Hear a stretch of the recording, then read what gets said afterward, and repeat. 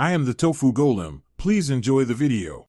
In this video, I will explain how to play Bobsled Bonanza plants versus Zombies full comparison. Start by picking the bobsled lane and choosing plants that boost speed and splash damage. Set defensive plants at the front to absorb hits and delay zombies. Use ranged splash attackers behind the defender to clear groups and protect your lane. Time your power-ups for tight squeezes and use lane switching to reset enemy momentum.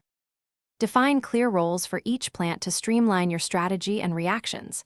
Put heavy defenders in front to soak impacts, while splash attackers hit clustered zombies during bobsled collisions. Use boost plants when lanes are congested to tip momentum in your favor.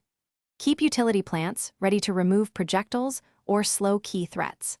Rotate plants based on zombie types and lane layout to maintain consistent control and score higher.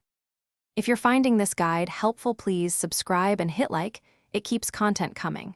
Quick recommendation: make meal prep easy with leak-proof containers that seal tightly and stack neatly for busy game nights.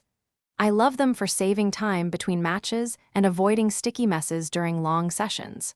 Check the description for the link and other deals to support the channel. Now let's get back to the video.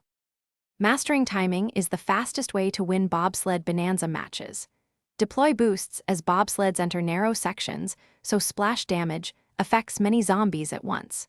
Swap lanes strategically when one side becomes overwhelmed, and use area denial abilities to stall elite zombies or final waves.